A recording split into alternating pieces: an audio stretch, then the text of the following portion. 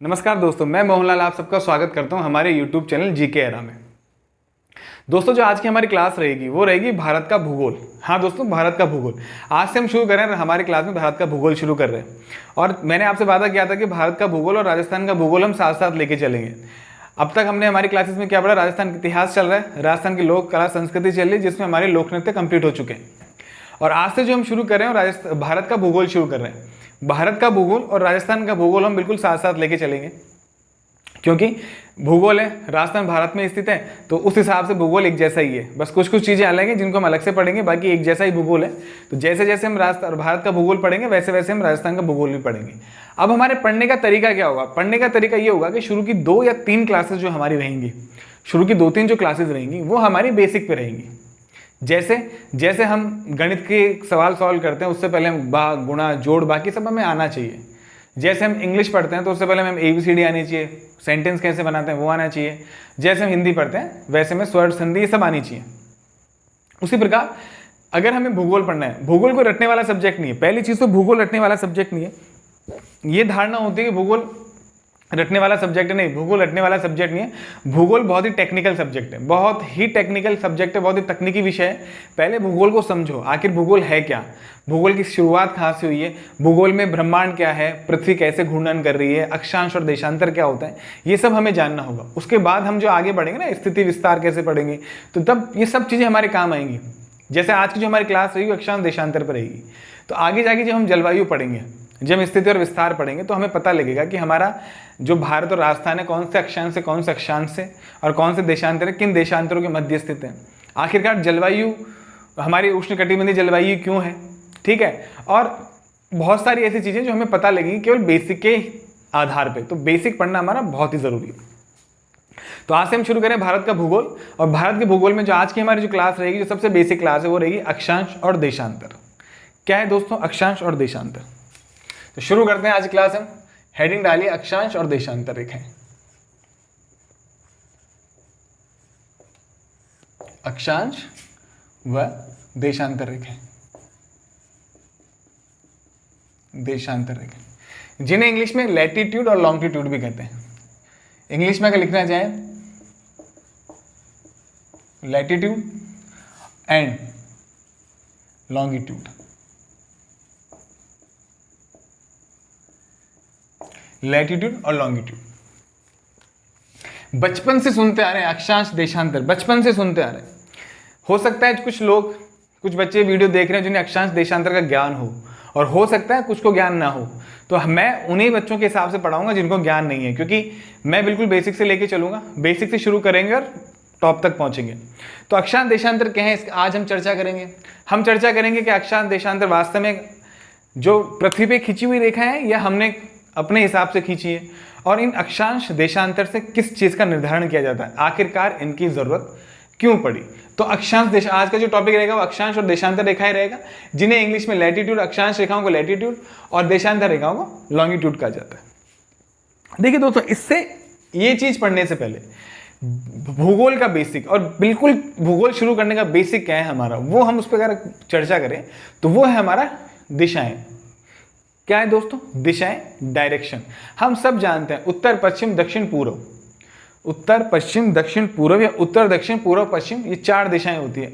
और इन 4 महत्वपूर्ण दिशाओं से ही बाकी दिशाएं बनती हैं। दिशाएं 10 होती हैं, लेकिन हमारे जो महत्वपूर्ण दिशाएं हैं 4 है, और इन 4 की हम चर्चा करेंगे कि सर क्या दिशाएं बता रहे हो। तो सबको पता है उत्तर दक्षिण दिशाएं होती हैं, पश्चिम पूर्व दिशाएं होती हैं। हाँ, सबको पता है, बच्चे बच्चे को पता है, लेकिन शुरुआत हमें इसी से करनी होगी, क्योंकि यहाँ कुछ अलग तरीके से बताई जाएगी।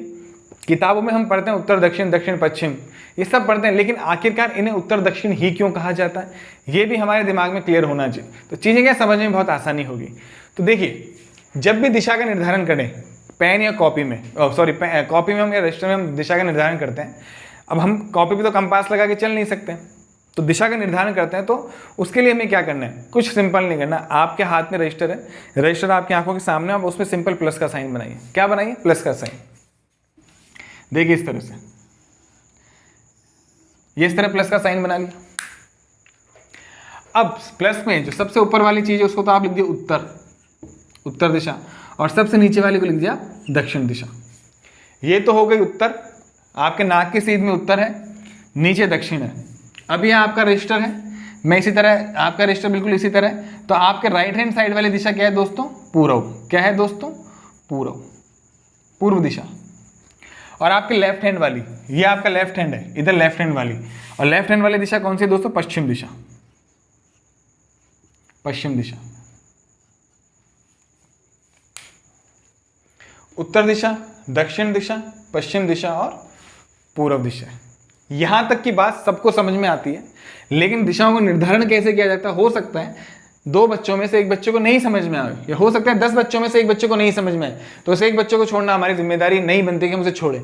तो उसके लिए ये दिशाओं का निर्धारण है। आपने मेरी पहले वाली क्लासेस में देखा होगा कि मैंने इस तरह राजस्थान का नक्शा बनाया और हमेशा उत्तर, दक्षिण, पश्चिम और पूर्व दिशा का निर्धारण इस तरह किया था। तो वही चीज यहां है, मैंने 4 लाइनें बना के हमेशा नक्शा बनाया, वही चीज यहां है। तो ये हो गई हमारे दिशाओं का निर्धारण। अब इसमें जो रोचक बात है ना, जो इंटरेस्टिंग फैक्ट है वो क्या है? अब देखो, ये तो हो गई 3 दिशाएं, 4 दिशाएं, लेकिन कई बार हमें किताबों में, और मैक्सिमम ज्यादातर हमें किताबों में देखने को मिलता है कि ये इसके उत्तर पश्चिम में स्थित है, ये इसके उत्तर पूर्व में स्थित है, ये उसके दक्षिण पूर्व में स्थित है, ये इसके दक्षिण पश्चिम में स्थित है। तो आखिरकार ये सब क्या है? इसको जानने से पहले हम देखें कि जो आपके कभी कभी किताबों में, कभी कभी के गाइड में, या कभी कभी एग्जाम से में क्वेश्चन मिलने को, पूछने को, देखने को मिलता है कि निम्न दिशाओं में से जो महत्वपूर्ण दिशा या मानक दिशा कौन सी है? निम्न दिशाओं में से मानक दिशाएं कौन सी है? और मानक दिशाओं में दे देगा उत्तर, पश्चिम, दक्षिण, पश्चिम, ये दे देगा, उत्तर, पूर्व, दक्षिण, पश्चिम दे देगा।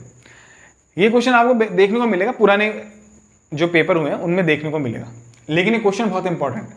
इससे हमें समझ में आएगा कि आखिरकार दिशाएं क्या है। तो पहले क्या होता था दोस्तों, जब हजारों साल पहले, या जब इन दिशाओं की खोज नहीं थी, उससे पहले क्या होता था, जो हमारे पूर्वज थे ना, वो दिशा का निर्धारण कैसे करते थे? रात के समय में वो तार इस तरह से हाथ को रखते थे और तारों को देखते थे, इस तरह से हाथ को रख के तारों को देखते थे, और एक तारा उन्हें दिखाई देता, ध्रुव तारा।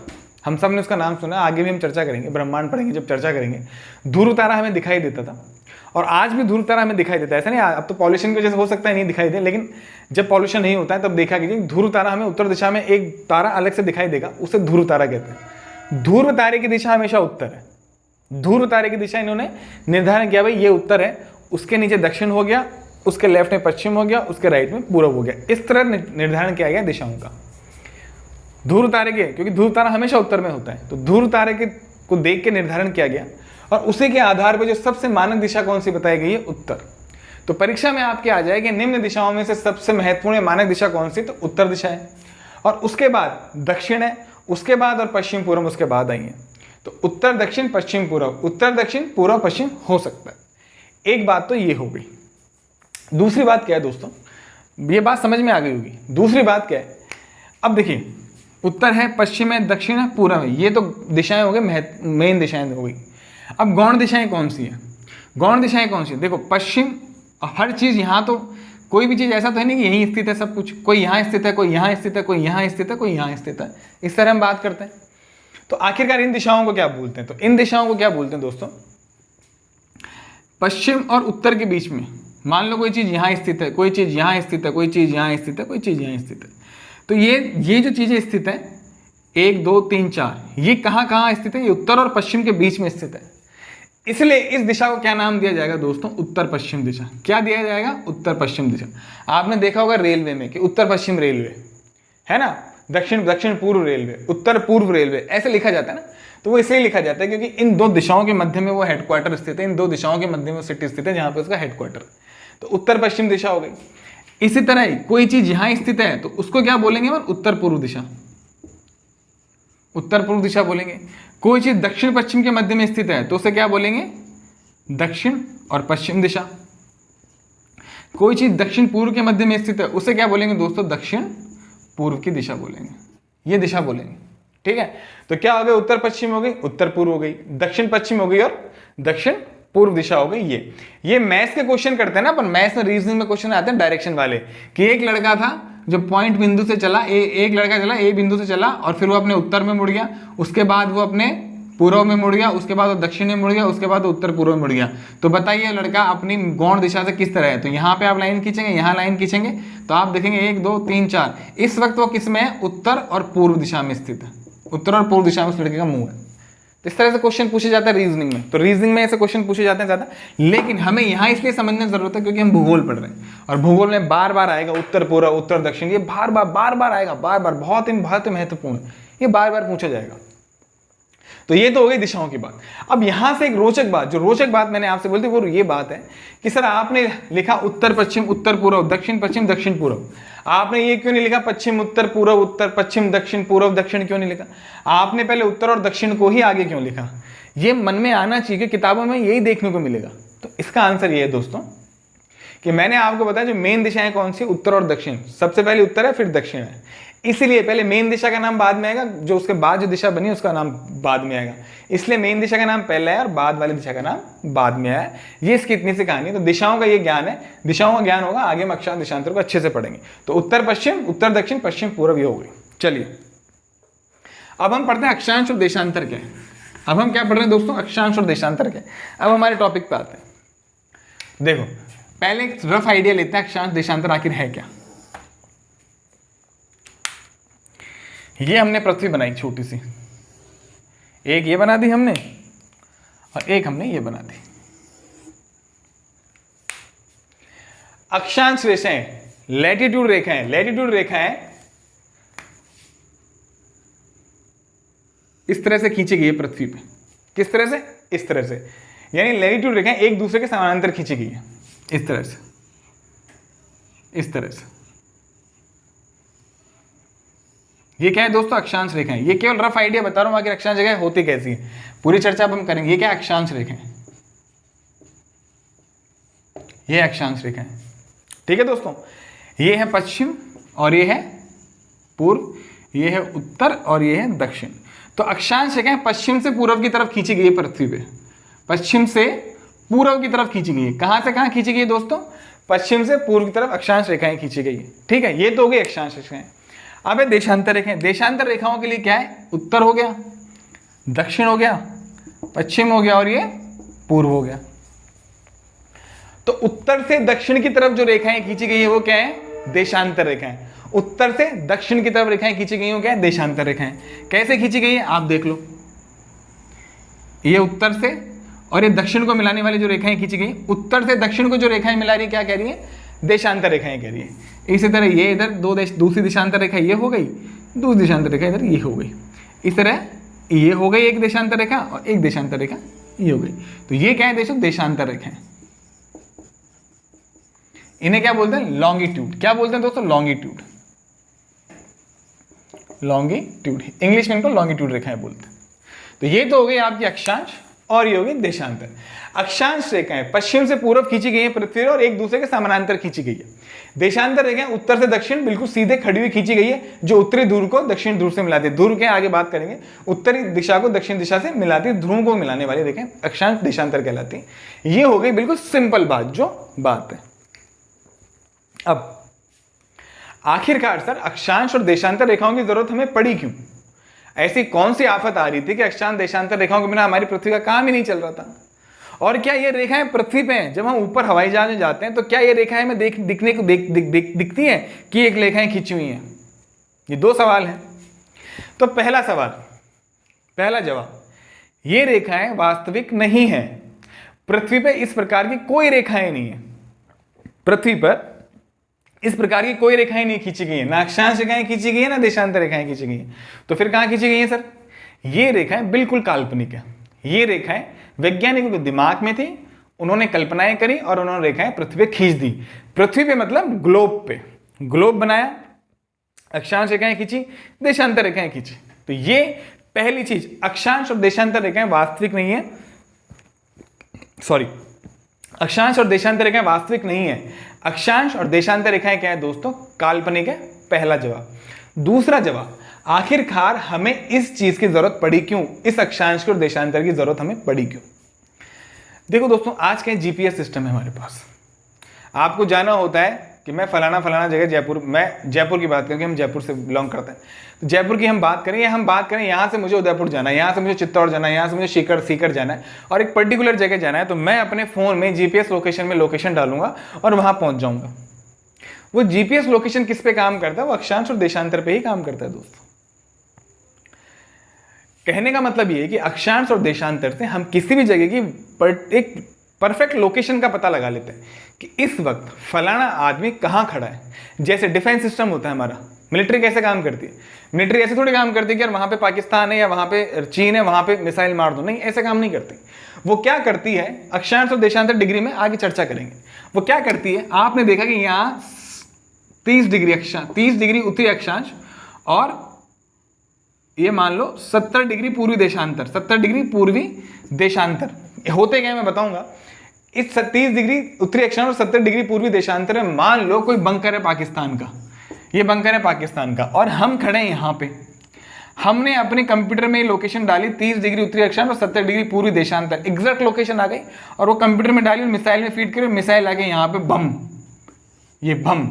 हमें कहीं जाने की जरूरत नहीं पड़ी, बस हमने अपने आर्टिफिशियल इंटेलिजेंस से इस सूचना को इस कंप्यूटर में डाला और यहाँ पे फोड़ दिया।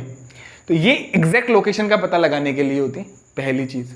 दूसरी चीज, आपने नाम सुना होगा रिमोट सेंसिंग का। जो रिमोट सेंसिंग होती है जिसमें क्या होता है, ड्रोन की सहायता से या सैटेलाइट की सहायता से हम किसी भी जगह का पता लगा लेते हैं। और वो सैटेलाइट कैसे पता लगाती है, उनको पता होता है कि उनको सूचनाएं होती हैं, यहाँ से सूचनाएं भेजी जाती हैं कि भैया इतनी डिग्री अक्षांश पे, इतनी डिग्री देशांतर पे ये चीज़ है, ये माइनिंग है, क्या इस माइनिंग में पर्यावरण के लिए अनुकूल है या नहीं है। या फिर चेन्नई में जो सूखा पड़ रहा है, पानी की जो अकाल पड़ रहा है, वो कौन सी जगह पे पड़ रहा है, कोई जाके नहीं देखता, वो सैटेलाइट से होता है। रिमोट सेंसिंग से हमें पता लगता है कि यहाँ पे सूखा पड़ा है, यहाँ पानी की मात्रा ज़्यादा है, यहाँ ये है, यहाँ वो है। तो कहने का मतलब है कि अक्षांश और देशांतर रेखाओं से किस चीज का पता लगता है, एग्जैक्ट लोकेशन का, पृथ्वी पे कौन सी चीज कहां पे और किस समय पे है, इसका हमें पता लगता है। और देशांतर रेखाओं में क्या है दोस्तों, स्थिति के साथ साथ ये समय का ज्ञान करवाती है। आगे हम पढ़ेंगे कि समय का निर्धारण देशांतर रेखाओं से कैसे होता है। ठीक है, यहां तक की बात मुझे लगता है सबके समझ में आ गई। अब हम पढ़ते हैं अक्षांश रेखाएं क्या है अक्षांश रेखाएं क्या है। चलिए आज अब शुरू कर रहे हैं अक्षांश रेखाएं। ये अब तक बिल्कुल बेसिक था, अब हम पढ़ रहे हैं अक्षांश रेखाएं क्या है आखिरकार। आपको मैंने बता दिया अक्षांश रेखाएं बिल्कुल काल्पनिक रेखाएं जो पृथ्वी पे खींची गई है, ग्लोब पे खींची गई है। तो अब हम पढ़ रहे हैं, देखो इसमें ज्यादा लिखाने का कुछ नहीं है, जो मैं पॉइंट बोल रहा हूं मेन उनको लिख लो। यहां पे से समझाने वाला काम है, लिखाने का बहुत ज्यादा है नहीं, तो आप समझ लो।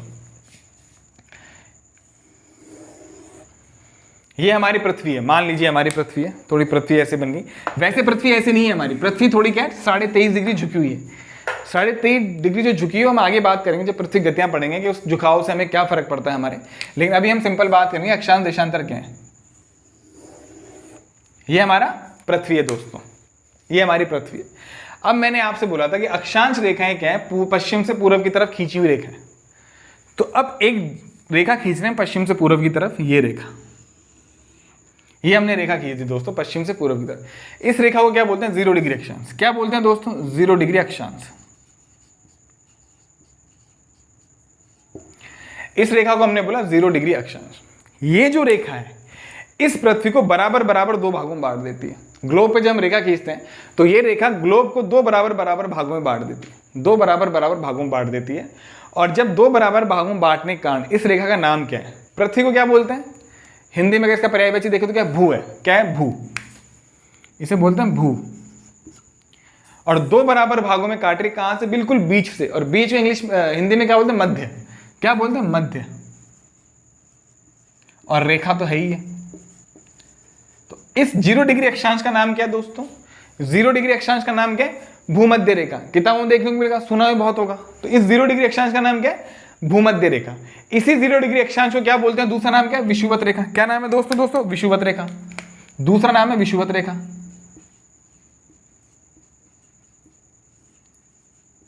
दूसरा नाम क्या है दोस्तों, विषुवत रेखा नाम है।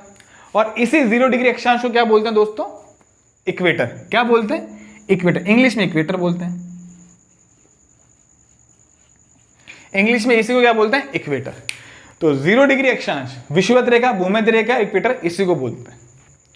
पृथ्वी को 2 भागों में बांटती है, ऊपर वाला भाग उत्तरी गोलार्ध और विषुवत रेखा के नीचे वाला भाग क्या है, दक्षिणी गोलार्ध। मैंने आपको बताया था 4 दिशाएं, उत्तर दिशा, दक्षिण दिशा, पश्चिम दिशा और ये पूर्व दिशा।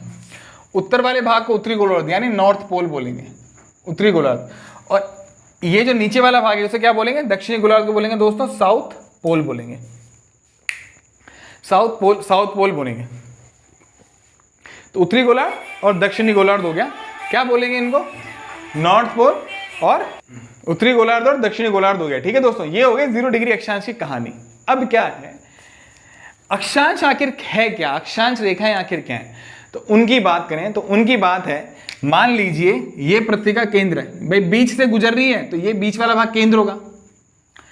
तो किसी भी गोलार्ध से, उत्तरी गोलार्ध से या दक्षिणी गोलार्ध से, किसी भी बिंदु से पृथ्वी के केंद्र से नापी गई कोणीय दूरी, किसी भी बिंदु से पृथ्वी के केंद्र से, मान लो ये बिंदु है, इस बिंदु से इस पृथ्वी के केंद्र से मापी गई कोणीय दूरी, इस कोणीय दूरी को मान लो 30 डिग्री मान लो। क्या मान लो? 30 डिग्री मान लो। मापी गई कोणीय दूरी से जो 0 डिग्री अक्षांश की जो समानांतर रेखा खींचते हैं वो अक्षांश रेखाएं कहलाती है। अब ये इस बिंदु से पृथ्वी के केंद्र से जो दूरी है वो कितनी है? 30 डिग्री है। अब 30 डिग्री है तो इसके समानांतर एक लाइन खींच देगा। तो ये क्या हो गया दोस्तों? 30 डिग्री अक्षांश, 30 डिग्री उत्तरी अक्षांश। ये क्या हो गया? 30 डिग्री उत्तरी अक्षांश। ये रेखा कौन सी कहलाएगी? 30 डिग्री उत्तरी अक्षांश। और इसे क्या है दोस्तों? मिटा दो, कोणीय दूरी नाप लो और मिटा दो। ये कोणीय दूरी कैसे हो गई? ये मान देखो, यहाँ देखो, ये अपन बचपन में क्या करते थे? डी, ये अपना डी है। बचपन में डी नहीं होता ना, डी जिससे कोण बनाते थे। तो इस तरह 30 हो गया, इस तरह 45 हो गया, इस तरह 60 हो गया, इस तरह 90 हो गया। और बाप यहाँ भी घटता हुआ चला जाता था ना, घटता हुआ। तो ये वो डी तो है, देखो अगर आप इसको छुपा दो तो ये डी है। तो किसी भी गोलार्ध के किसी भी बिंदु से पृथ्वी के केंद्र से नापी गई कोणीय दूरी क्या कहलाती है? अक्षांश रेखा कहलाती है। ठीक है, इस तरह अब यहां ये दूरी है, मान लो यहां ये मान लो ये दूरी अपन ने मानी 20 डिग्री। तो यहां से एक समानांतर रेखा खींच दो, ये क्या हो गया? 20 डिग्री उत्तरी अक्षांश। ठीक है दोस्तों, अब इसको मिटा दो आप यहां से, कोई दिक्कत नहीं। ठीक है, इसी तरह ये पृथ्वी का केंद्र है, यहां से दूरी नापो, मान लो ये 30 डिग्री है, तो ये यहाँ 30 डिग्री दक्षिणी अक्षांश कहलाएगा, क्योंकि दक्षिण में खींची गई है इसलिए कहलाएगा 30 डिग्री दक्षिणी अक्षांश। तो इस तरह देखो डिग्रियां चलती रहेंगी और चलती रहेंगी। अब यहां पे जाएंगे ना, यहां पे कोणीय दूरी कितनी कहलाएगी? देखो यहां पे, यहां से कोणीय दूरी कितनी कहलाएगी? ये कितनी हो गई दोस्तों? 90 डिग्री हो गई, नहीं हो गई? तो ये हो गई 90 डिग्री। तो यह क्या कहलाएगा? 90 डिग्री को क्या बोलते हैं? नॉर्थ पोल बोलते हैं, उत्तरी अक्षांश। 90 डिग्री को, 90 डिग्री उत्तरी अक्षांश को क्या बोलते हैं? North pole. ऐसे ही साउथ में जब हम खींचेंगे तो ये भी 90 डिग्री को क्या बोलेंगे हम? 90 डिग्री दक्षिणी अक्षांश को क्या बोलेंगे? दक्षिण ध्रुव, साउथ पोल बोलेंगे। ये हम बात करेंगे। तो मेरे हिसाब से आपको बात समझ में आएगी कि पृथ्वी किसी भी गोलार्ध उत्तरी गोलार्ध हो या दक्षिणी गोलार्ध हो कि किसी भी बिंदु से पृथ्वी के केंद्र से जो नापी गई दूरी है ना, वो कोणीय दूरी कितनी होती है? वो कोणीय दूरी क्या कहते हैं? अक्षांश। ये अपने दूरी नापी, इसके समानांतर रेखा खींच दी, समानांतर रेखाएं खींच दी। ठीक है, एक बात तो ये हो गई दोस्तों अपनी। ठीक है,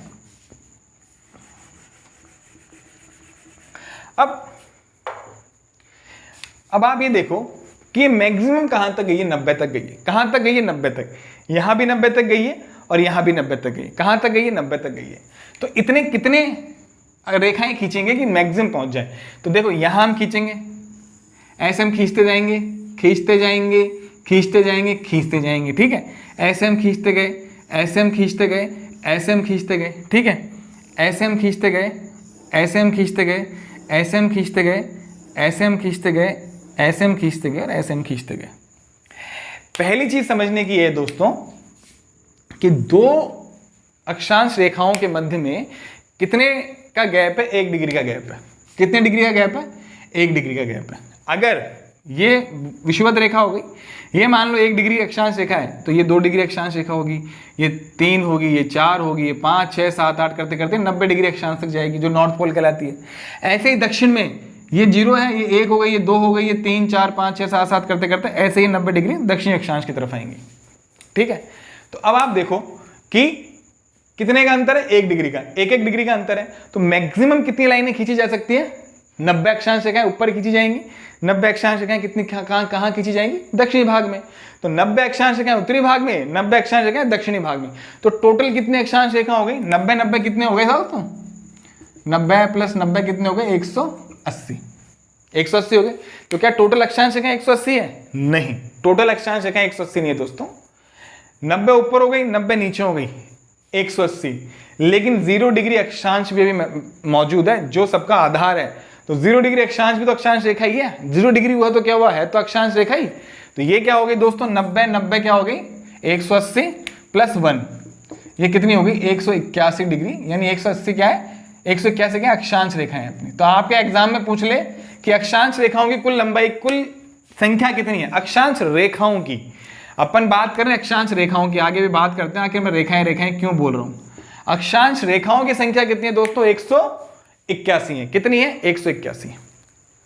अब देखो एक चीज समझो, ये रेखा एक पृथ्वी है, गोल है पृथ्वी, क्या संभव है कि रेखा खींच सके। ये जो आगे है यही तो पीछे जा रही है। कैसे जा रही है देखो, ये पृथ्वी है मान लीजिए, ये क्या है, पृथ्वी है। ये अपन ने 0 डिग्री अक्षांश मान ली। मान लो ये रेखा खींची अपन ने, रेखा खींची, रेखा खींची तो ये आगे तो आएगी, लेकिन ये पीछे भी तो जाएगी, ऐसे जाएगी नहीं जाएगी। तो ये क्या है, ये रेखाएं नहीं है, ये है ग्लोब पे खींचे गए वृत्त हैं। क्या है, वृत्त हैं। देखो ये 0 डिग्री अक्षांश रेखा है, इसको अपन ने पीछे किया, पूरा वृत्त बन गया। ऐसे 1 डिग्री उत्तरी गोलार्ध में, 2 डिग्री 3 डिग्री, ऐसे 1 डिग्री 2 डिग्री 3 डिग्री दक्षिणी गोलार्ध में। अब आप खुद सोचो, यहां से वृत्त बनते जा रहे हैं, बनते जा रहे हैं, बनते जाएंगे। 90 डिग्री पे जाके क्या होगा, 90 डिग्री पे जाके क्या होगा दोस्तों, 90 डिग्री पे जाके वृत्त नहीं बनेगा, एक बिंदु बनेगा। 90 डिग्री पे वृत्त तो बनेगा नहीं, तो 90 डिग्री पे क्या बनेगा, एक बिंदु बनेगा। 90 डिग्री पे क्या बनेगा, एक बिंदु बन गया यहां पे। तो अगर रेखाओं की बात करेगा तो कितनी है, 181 रेखा है। लेकिन वो आपसे ये बोले कि अक्षांश वृत्त कितने हैं, अक्षांश वृत्त लिखो, अक्षांश वृत्तों की संख्या कितनी है, तो वो कितनी है, 181 तो रेखा है। वो इन दोनों को मिला के देखो, 90 तो यहां पे है, 90 यहां पे और एक बीच में, 181 तो रेखा है। लेकिन क्या ये 90 को हम वृत्त मानेंगे, हम नहीं मानेंगे। तो 181 में से 2 गए तो 179 के 179 क्या है दोस्तों, अक्षांश वृत्त है। लिख लो 179 क्या है दोस्तों, अक्षांश वृत्त है। 179 क्या अक्षांश वृत्त है। तो यहां से जो क्वेश्चन बनता है वो बनता है कि टोटल कुल अक्षांश रेखाओं की लंबाई संख्या कितनी, 181 डिग्री है। और टोटल 181 संख्या में टोटल अक्षांश वृत्तों की संख्या कितनी है, ये कितनी दोस्तों, 179, 179 कितनी अक्षांश वृत्त है। यहां तक की बात मेरे हिसाब से आप लोगों को क्लियर हो गई कि भूमध्य रेखा क्या, अक्षांश रेखा आखिर है क्या। अब इसमें एक छोटी सी बात समझने वाली क्या, जो याद रखने वाली बात है। मैंने आपको बताया कि प्रत्येक अक्षांश रेखा में कितने का गैप है, 1 डिग्री का गैप है। और 1 डिग्री से 2 डिग्री या 2 डिग्री से 3 डिग्री या 3 डिग्री से 4 डिग्री उत्तरी अक्षांश में जाने पे और दक्षिणी अक्षांश में जाने पे हमें दूरी कितनी तय करनी पड़ रही है, हमें दूरी कितनी तय करनी पड़ रही है। मान लो ये 0 डिग्री है। अब 0 से 1 जाने में हमें कितनी दूरी तय करनी पड़ रही है, तो ये दूरी कितनी है दोस्तों, ये दूरी है 111 किलोमीटर की, 111 किलोमीटर की।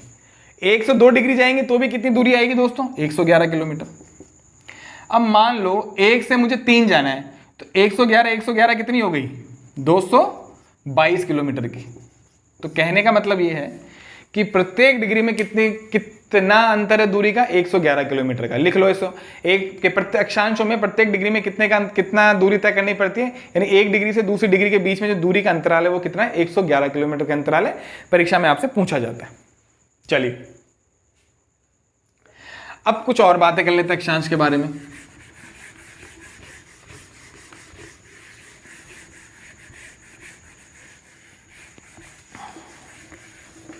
दो तीन बातें और अक्षांश रेखाओं के बारे में वो देख लेते हैं। ये देखिए पृथ्वी है, ठीक है। यहां हमने बनाया 0 डिग्री अक्षांश,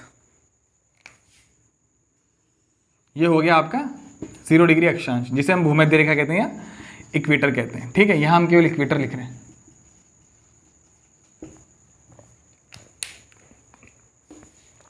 अब मान लो हम यहाँ रेखाएं खींच रहे हैं, मान लो 1 degree 2 degree 10 degree 20 degree 50 degree, और ये हो गया आपका 90 डिग्री नॉर्थ पोल, और ये हो गया आपका साउथ पोल। ऐसी दिशाएं यहाँ भी हैं, लेकिन समझने के हिसाब से बात करें तो परीक्षा में पूछा जाता है कि सबसे लंबी अक्षांश रेखा कौन सी है। तो आप देखो यहाँ पे सबसे लंबाई ज़्यादा है। अब देखो लंबाई घटती जा रही है, लंबाई घटती जा रही है, घटती जा रही है, घटती जा रही है, घटती जा रही है, लंबाई घटती जा रही है, घटती जा रही है लंबाई। तो सबसे ज़्यादा लंबी अक्षांश रेखा कौन सी है, तो सबसे लंबी अक्षांश रेखा कौन सी, विषुवत रेखा। सबसे लंबी,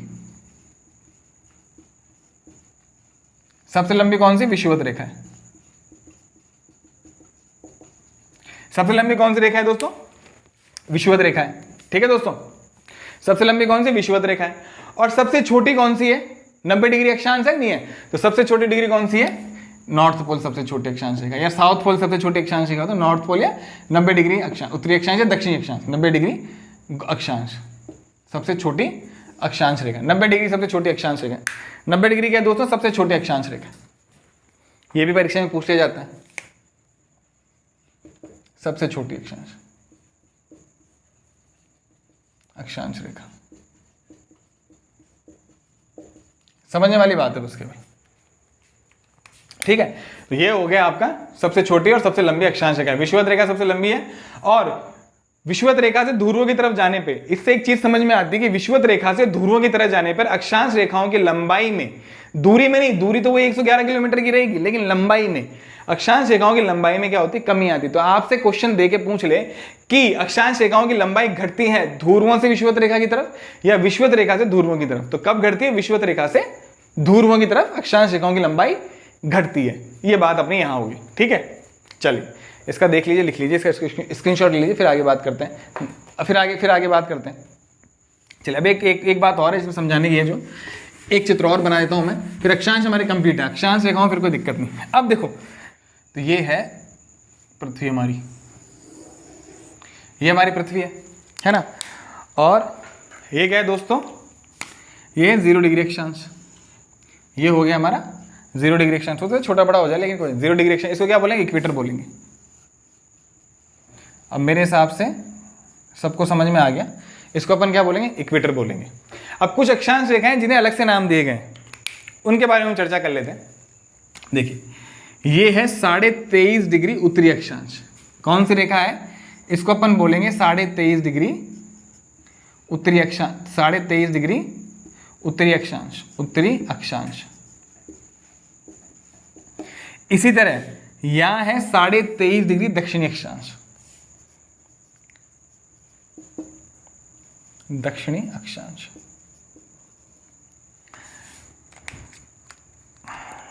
इसके ऊपर है दोस्तों 66.5 डिग्री उत्तरी अक्षांश, 66.5 डिग्री उत्तरी अक्षांश, और इसके नीचे है यहां पे 66.5 डिग्री। मेन बातें ऐसे बहुत सारी हैं, लेकिन मेन दक्षिणी अक्षांश। और ये 90 डिग्री हो ही गया, इसको क्या बोलते हैं? North pole. और यहाँ 90 डिग्री को क्या बोलते हैं दोस्तों? South pole. ये हमने पढ़ लिया। अब जो ये 23.5 डिग्री उत्तरी अक्षांश है, उसका नाम क्या है? उसका नाम है दोस्तों कर्क रेखा। क्या नाम है? कर्क रेखा। इस कर्क रेखा के हिसाब से ही इसे इंग्लिश में क्या बोलते हैं? ट्रॉपिक ऑफ कैंसर बोलते हैं। ये है कर्क रेखा। 21 जून, जब 21 जून आती है तो सूर्य का जो किरणें होती है, लंबवत गिरती है, 90 डिग्री के एंगल पे गिरती है, और इसीलिए 21 जून को हमारे यहाँ सबसे गर्म दिन होता है।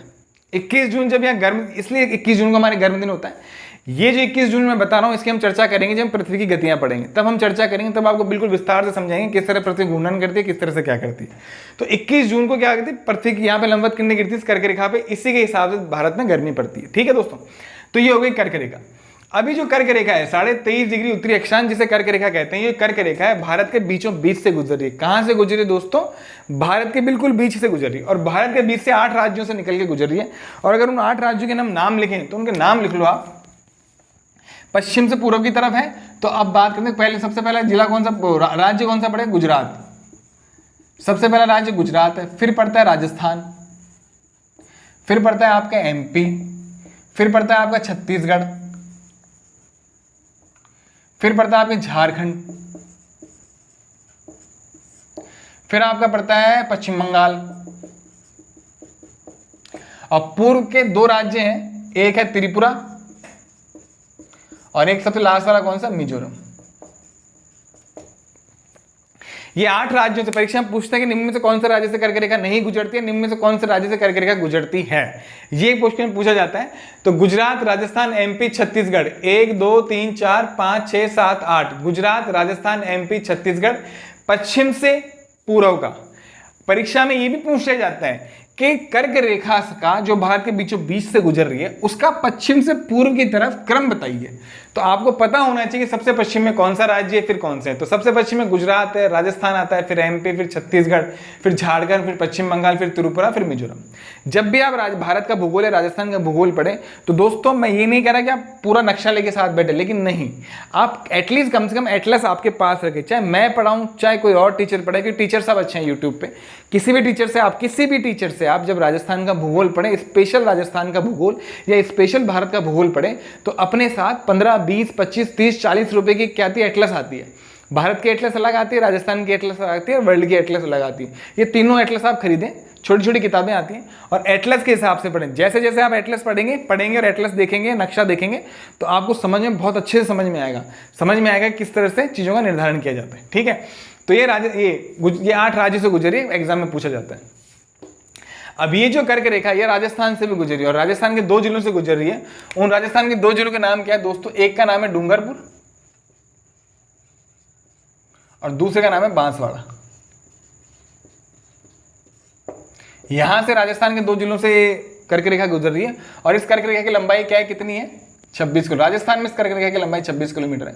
हालांकि जब हम राजस्थान का परिचय पढ़ेंगे तब ये सब बातें फिर से करेंगे, लेकिन अभी बेसिक बात है, डूंगरपुर बांसवाड़ा से गुजर रही है, राजस्थान में इसकी लंबाई कितनी? 26 किलोमीटर।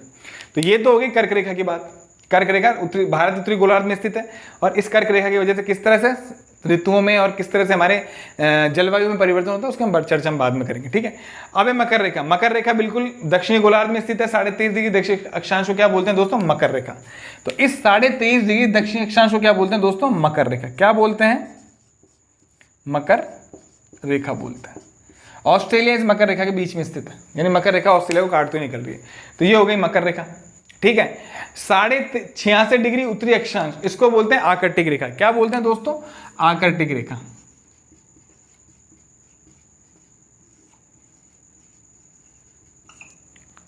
और 66.5 डिग्री दक्षिण अक्षांश को क्या बोलते हैं? अंटार्कटिक रेखा।